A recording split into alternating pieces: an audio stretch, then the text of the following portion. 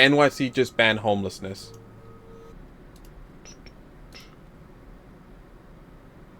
All right, here we go. Shimmering sidewalks of Herald Square. Homeless outreach workers are pleading with a man with bare feet. Others approach another man who refuses to move. This breaks my heart right here. Mayor Adams is determined. Wait, what did he just say? What did Mayor Adams just say? Another man who refuses to move.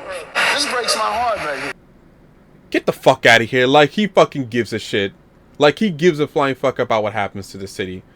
He's the mayor. If you don't know who he is, Mayor Greg, was it Eric or Greg Adams? He's the mayor of New York City. He hasn't done fuck all lately when it comes to like what's going on right now with New York, especially the homeless crisis. Mayor Adams is determined to change. So every winter when temperatures drop, the subway sadly turns into a place of refuge for New York City's homeless. And while the city has plans to relocate unhoused individuals out of America's... Dude, the amount of fucking homeless people, not only in the station, but inside of the trains is fucking nuts. When I used to fucking take the train constantly, it was just... Whenever you see certain... If you ever go to New York and you see certain cars that are just completely fucking empty, especially during rush hour, like around between 7 and 9 in the mornings, and you see a car that's empty, but another car that's fucking full of people... That means that either there's a shit smell, like a horrible fucking smell from a homeless person, or someone threw up, or shit, or shat, or pissed somewhere, or there's a homeless person sleeping in one of the fucking seats. That's the only reason why they would be empty at that early, at that fucking rush hour traffic when everybody's going to work.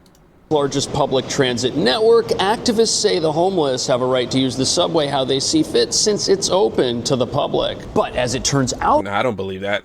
No. Change that. We are getting a better idea of the progress being made under something like that. Now people certainly just don't give a shit. But when I was going to school, like college and like just high school, they wouldn't even bother. People like that, like just this woman right here, they wouldn't even bother. They would just completely move all the way in the back and just ignore these people right here. The Adams administration's controversial overnight homeless outreach program. This is a picture-perfect example of why we should not be saying he has a right to be out there. He doesn't know he... What the fuck is he wearing? Is that a fucking... What is he wearing? Is that a carton box? We should not be saying he has a right to be out there. He doesn't know he needs help. On a crowded subway station, you've got half the subway cars taken up with people who are... That's definitely not an E or an F train. Sleeping. They're not committing a crime per se here, but this is a symptom of a larger problem. Sad-looking storefronts here underground where you could once grab a slice. Yeah, I do remember, I don't know about grabbing a slice, but I do remember growing up, late 2000s, early 2010s, a shit ton of stores were open underground in the subway station, especially where the rich areas are, like near 5th Avenue or Lexington, or maybe 34th, like there were the... where there's a lot of fucking people that congregate and stuff like that, more than other stations. A lot of stores. Now you don't see that anymore. Like a lot of stores just closed down, or business is just so slow that it's just like a shadow of their former selves. It's fucking sad.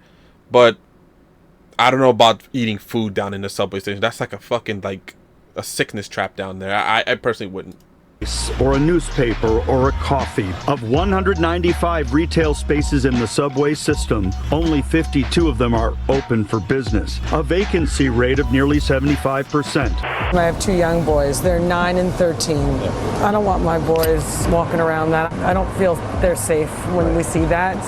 I don't trust that. I honestly don't trust that. That homeless man behind me and shit like that while the train is going, or just in general, I'm scared as hell of getting pushed into the tracks. Fuck that. No fucking way. I don't want my boys walking around that. I don't feel they're safe when we see that. It's about understanding our responsibility to help people who are in desperate need but just can't recognize it themselves. And there's nothing respectful about leaving somebody to rot.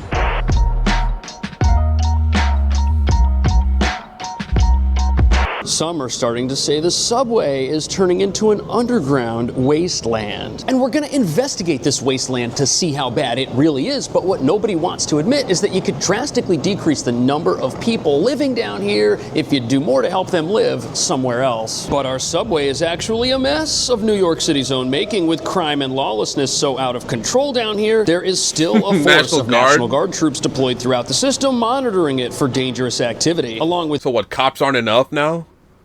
So aside from the police, you gotta have National Guards in because it's just so fucked down there. It's crazy. I personally haven't taken a train in a little while because I had no reason to. I typically walk everywhere I go, or I just take the car or like a taxi because I don't want to go down here at all.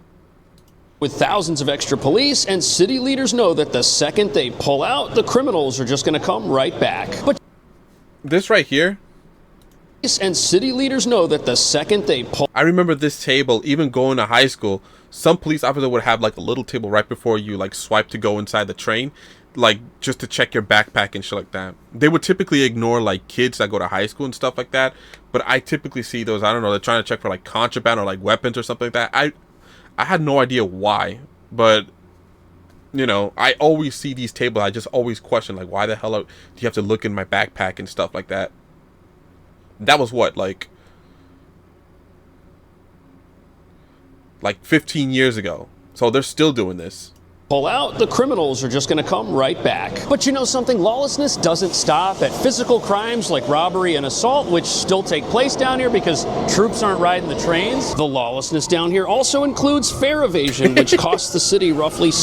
I'll admit, I've done that a couple of times growing up when I was in school, like junior high and going into high school. And the gate too. Like this gate is typically used for exiting, like for like people who are like crippled and stuff like that, or people who have heavy luggage. But sometimes the door is typically, one time, like, depends on the station. If you're in a really nice train station, it's a lot harder to pull that shit off. But if you're in like a dingy piece of shit train station, like a dingy subway stop, typically that door will be fucking busted. It's better now, because you know they fixed the doors and shit. But back then, the doors were fucking like a lot less fucking nice looking than, well, not even nice looking, just less sophisticated than this shit. You know, some of the doors were just busted. You could just open the door from the front and just go in. There aren't even cameras anywhere. This is when I was like 15, 16 years old. $700 million a year in financial losses. And shockingly, when the MTA arrests just like that, fare beaters, they tend to have active warrants. On top of that, a high-profile court... I don't know about... not everyone has active warrants, shit. Case involving Jordan Neely, a homeless street performer with 42 prior arrests. Oh, you gotta be careful with them street performers, bro. You ever in the city and you see street performers just dancing, like these ripped dudes just fucking dancing on the fucking train? I didn't think anything of it. I thought it was just people fucking dancing. You know, I had no idea that some of these fuckers were dangerous as fuck, or they had like warrants and shit like that, or they did dumb shit to people. I don't know why. Because one time when I was a lot younger, I saw a bunch of street performers just fucking hauling ass, and one cop was just chasing them. That cop was not gonna catch those fucking two dudes. There's typically two. One is like playing the music and like sometimes dancing, and the other one's just completely just dancing like crazy. It was what it was.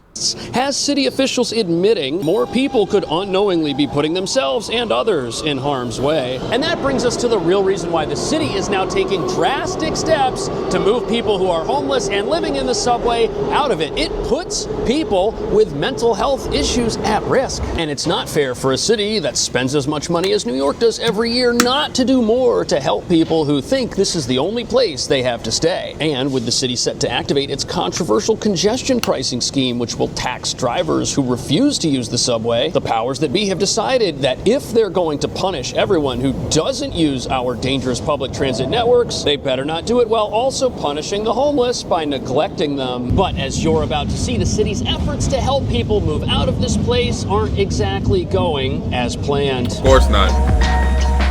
Let me guess. Probably liberal policies or liberal people saying that, no, it's wrong, they have a right to be there. I bet it's that.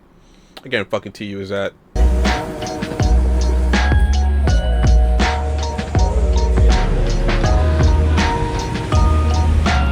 Ugh. never fucking, even the most fanciest train station, it still looks, they have some dilapidated piece of shit places like this. Look at this. It's fucking gross, man. So here we are at the 34th Street. That's definitely piss.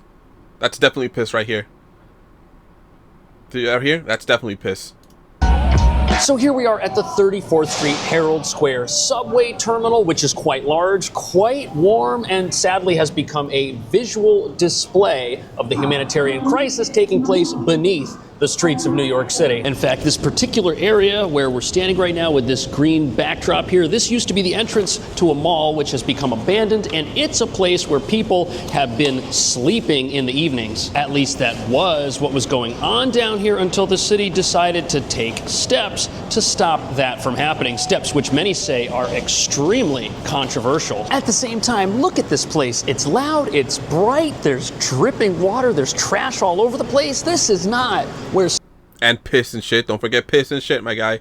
Somebody should be trying to live on a full-time basis, that's for sure. And city officials are defending their new plans as being necessary to help those who may not be able to help themselves. Governor Kathy Hochul said today that Jordan Neely should have been removed from the subway. She is promising a new series of policies to address the state's mental health crisis.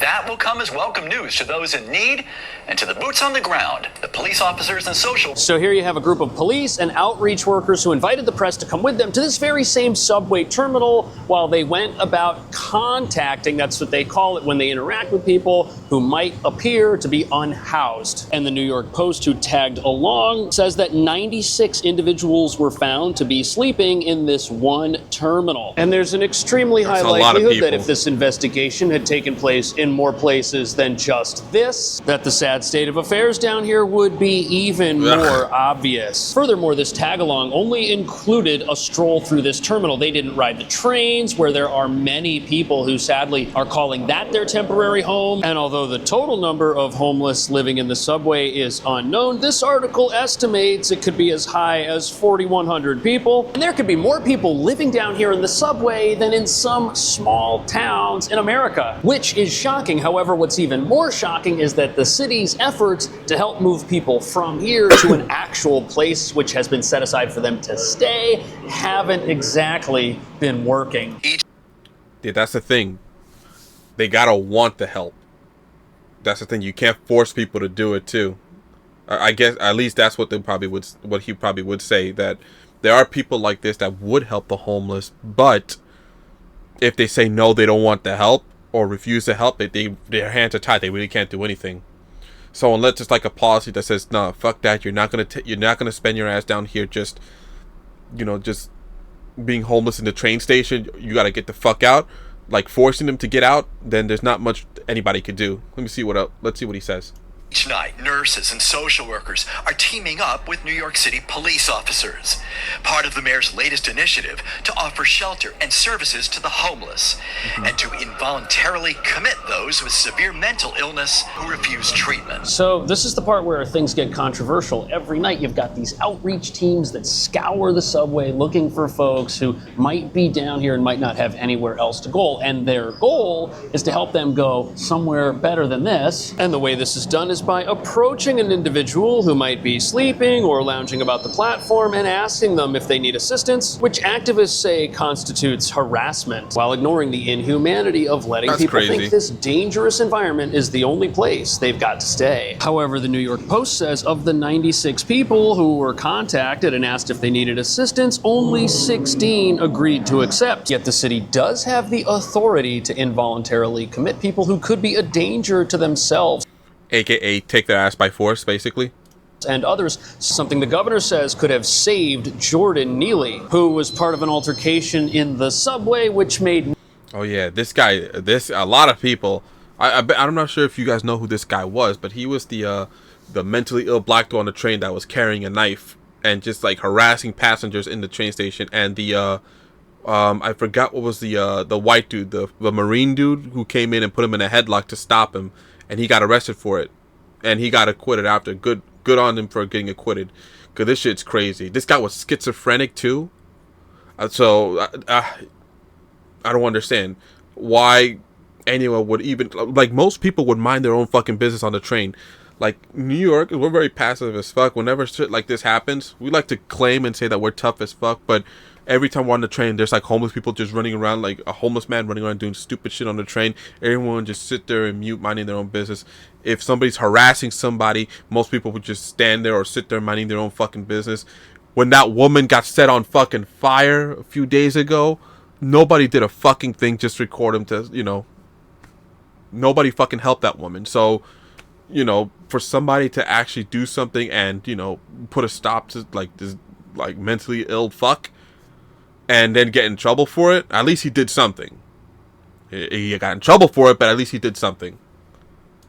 National headlines. And sadly, the governor makes a good point. If you've got people living in the subway who are not in the right frame of mind to take care of themselves and nothing is done, those people are at risk. More than 5,000 have been approached in the past 3 months, and roughly 1/3 have accepted care, including treatment. The critics say that he should have a right to be in a public subway system on a public street, and he shouldn't be harassed by the city or by the police. And the critics are so far removed from what everyday New Yorkers want. Everyone is calling. I do agree with what he just said there.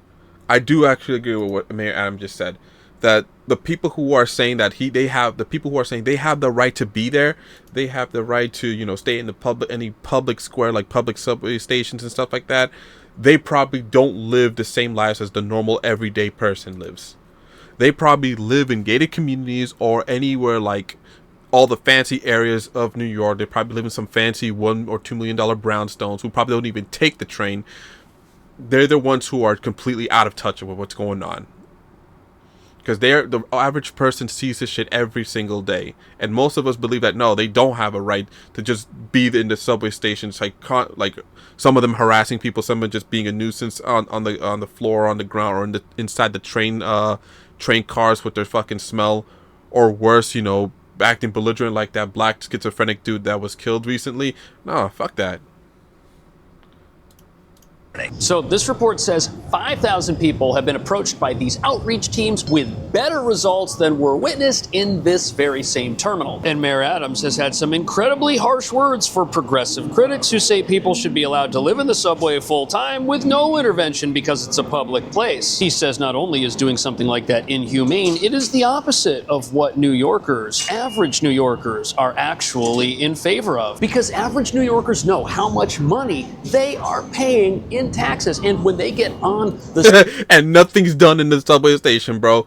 God knows how much our fucking taxes go to this shit, and yet nothing is done to repair the trains or the metro system in New York at all. And yet our fare, it keeps going up. It's like what, $2.90 now for a single ride?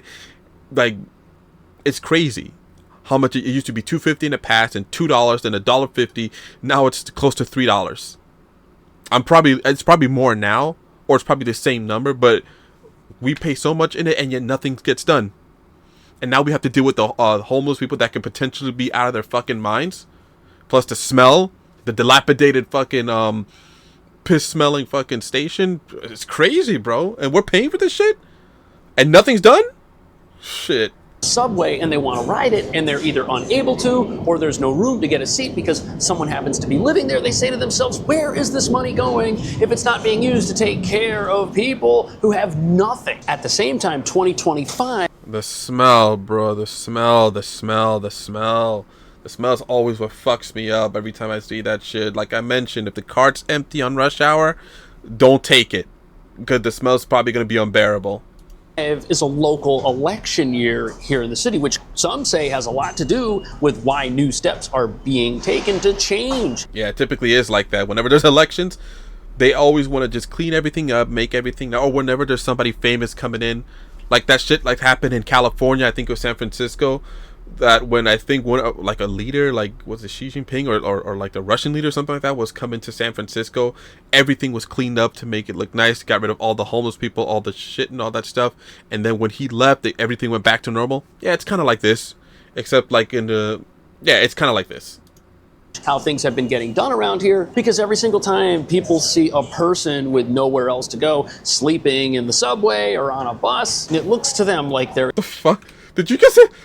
with nowhere else to go, sleeping Look at this in the guy. subway or on a bus. It looks to them like there is a nowhere else to go, sleeping in the subway or on a bus. It looks yeah, fair evasion much, huh?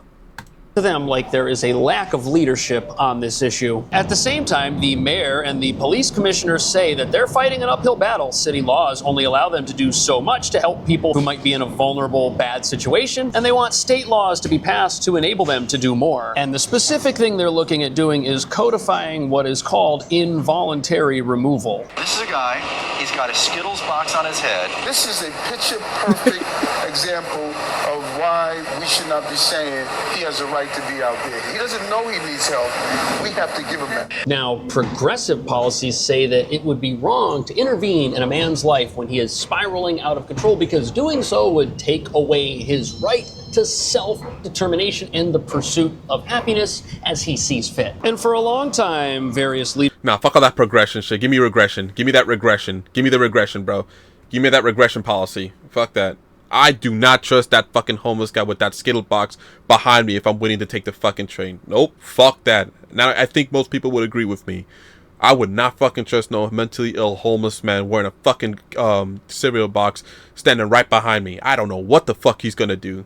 Fuck that.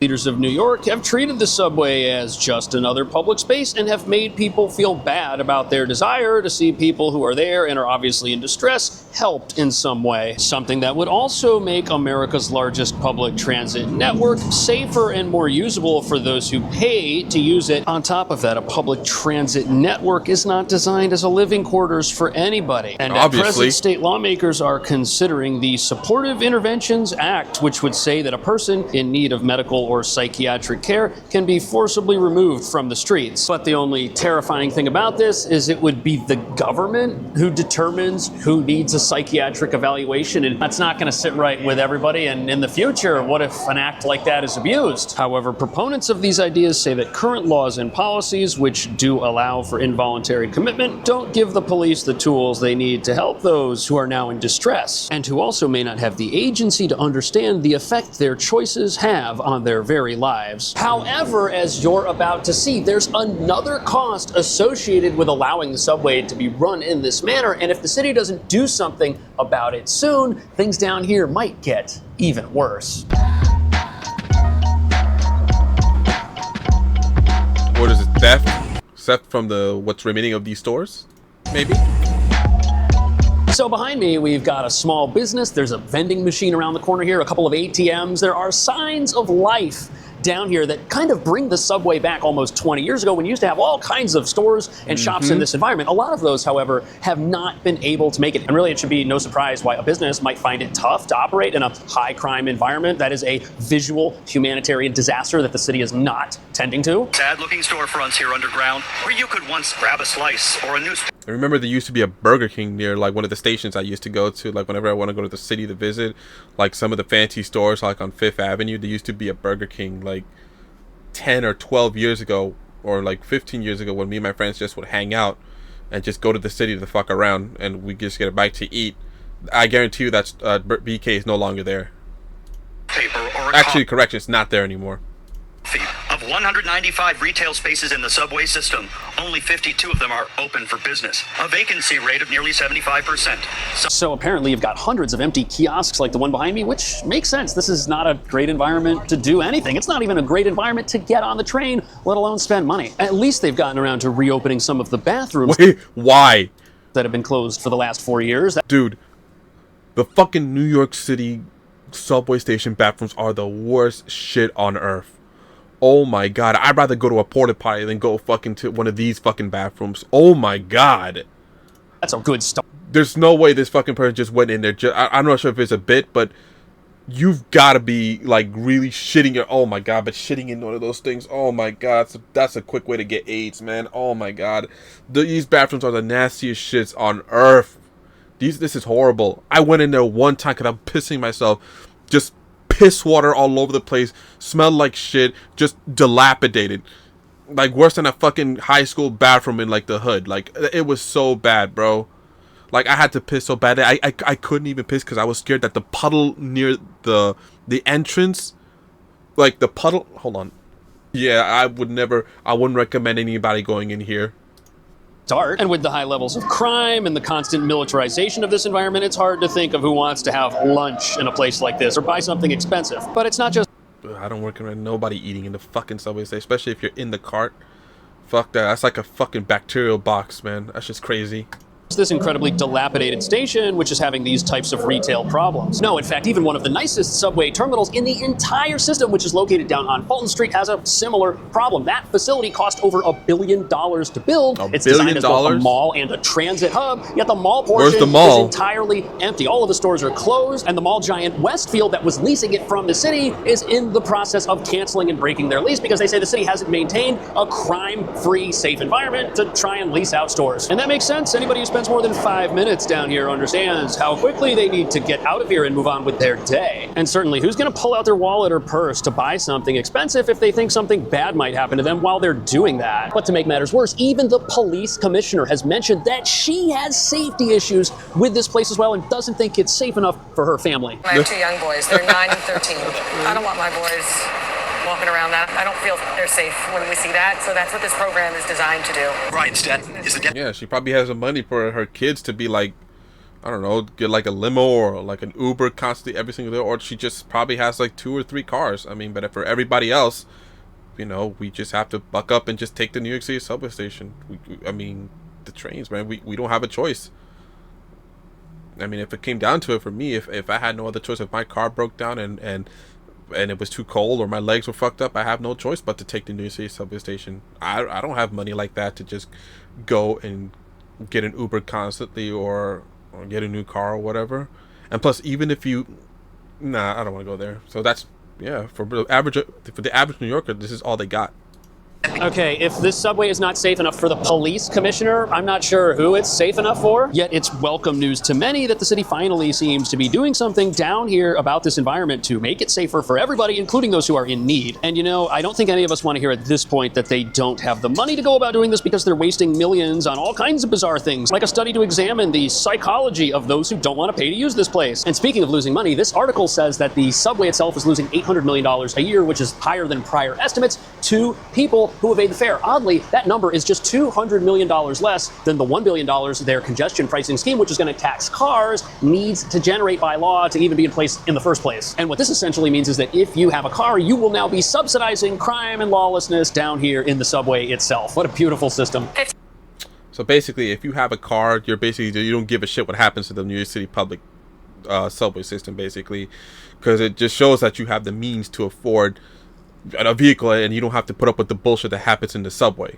Is that what it is? Let me go back and really listen to what he's saying. $100 million less than the $1 billion their congestion pricing scheme, which is going to tax cars, needs... Oh, that's right. They're taxing a lot of the vehicles that come into New York City. So motorcycles, cars, trucks, vans, you're all getting fucking charged. We're getting charged a fucking vig just to come in the city, bro. Like $2 or $6 or $8. Yeah, here it is. So basically, a taxi is $1.25, $2.50, motorbike $7.50, passengers $15, $24, and $36 for large trucks, something like this. So yeah, we're basically being charged to drive our vehicles into Manhattan, because this is Manhattan. So yeah, so we're royally fucking cooked on all sides.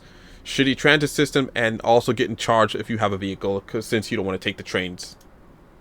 To generate by law to even be in place in the first place. And what this essentially means is that if you have a car, you will now be subsidizing crime and lawlessness down here in the subway itself. What a beautiful system. Oh, so if you have a car, that money that you're paying from the fares that they're going to be implementing will be subsidizing the bullshit that happened in the train. Okay, I see how it is. Yeah, I don't know what's going on. The leadership in New York is basically, you know, complete dog water. It is what it is. And no one seems to give a shit. 600 people made contact, 1,700 were placed. Is the discrepancy there people who didn't want help, or are there not spaces for them? No, there are spaces for them, in fact. And, you know, people do have a right to say no. The mayor says they don't have a right to be sleeping in the subway system. So what they do is they just move on. They get out. So apparently the city does have facilities that are set up for folks who might be down here and think that this is the only place they can stay. But apparently those facilities remain empty because a lot of the people down here don't want to use them, which brings us back to the start of this video where folks like the mayor are saying that interventions need to be allowed because people aren't taking the helping hand that is being offered. Yeah, I honestly, I would just fucking force them. Like, your ass is not going to be in the fucking subway station like that. You are not going to be fucking around bothering people as they, go about their fucking day. You get your ass out of here, or you either get your ass out of here voluntarily, or we're going to take your ass out of there. Fuck all that progressive shit. To them. And of course, this once again raises debate over what's humane and what's not humane. Should people who have nowhere else to go or can't get to one of these create fucking, like, why not give these fucking homeless people like one of those fucking buildings or one of those hotels where a lot of the illegal migrants are. They're all Americans, most of these people. They sure as hell need it. That's my suggestion.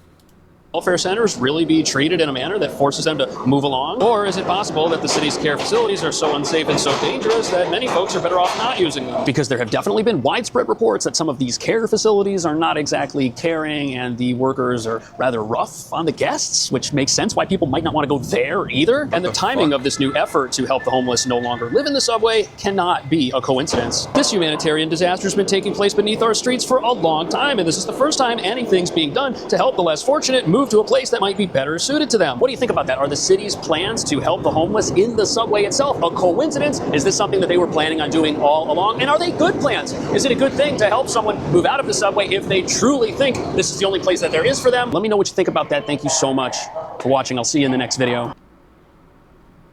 Yo, that gets me bummed out, bro. The fact that our city just has just dropped so much, we are not like what we used to be. You know, I don't think any person, like wherever state you live, if you see your state just going to shit or your city going to shit, I don't think most people would feel good about it.